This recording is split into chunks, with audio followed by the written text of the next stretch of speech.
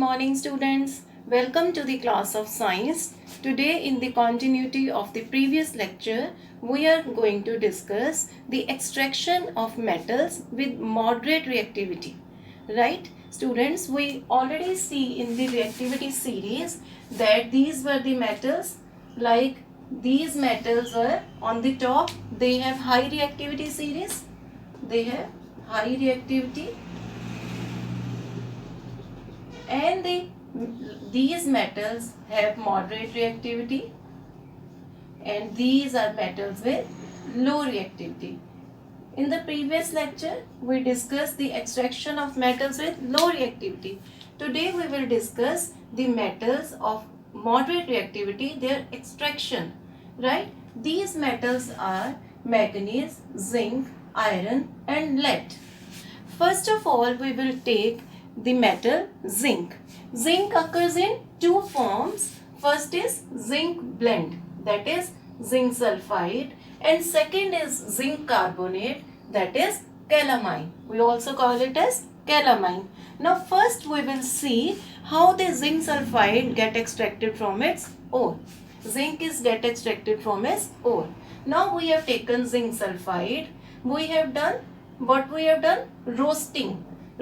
We already have discussed that roasting is the combustion. It is the burning in the presence of the oxygen, because sulfide ores are always first converted into their oxides, then we get the pure metal. Now we will do roasting. We will heat in the presence of the oxygen, then we will get zinc oxide. And which gas is produced? Sulfur dioxide gas is produced. Now whenever we have got an oxide of the metal, we always do reduction. We reduce this compound, and what is the with which we will do the reduction? The element which is more reactive than the zinc. So carbon is more reactive than the zinc, so we will use carbon as a reducing agent. Carbon as a reducing agent. It will reduce this and we will get pure zinc and carbon monoxide. So what is roasting? The process in which a ore is heated in the presence of oxygen to convert into metal oxide. So what we did? We took zinc sulfide. First we did roasting. We heated in the presence of the oxygen. We get zinc oxide. Then when we get oxide of the metal, we reduce it. We do reduction. We will get pure zinc and carbon monoxide gases produced. Second is the ore zinc carbonate, which is also commonly known as calamine. Now in students, in zinc carbonate, oxygen is already present. So we will not do roasting, we will do here calcination. As I told you in the previous lecture, what is calcination? Roasting is burning in the presence, combustion in the presence of the oxygen, and calcination is heating in the absence of the oxygen, because oxygen is already present in the compound. When we will heat zinc carbonate, we will get the same oxide of zinc and carbon dioxide gases produced. Now whenever we get oxide of the metal, we then do the reduction, right? Do the reduction, and we use carbon as a reducing agent, because carbon is more reactive than zinc. So we get the zinc metal and carbon monoxide gas. In this compound we did calcination, and in zinc blend we did roasting. Right students? Now come to the next metal, and the extraction of next metal, that is manganese oxide. We also call it as pyrrhosite. Right? In manganese oxide, already it is an oxide. So we will not do calcination or roasting. We will directly heat.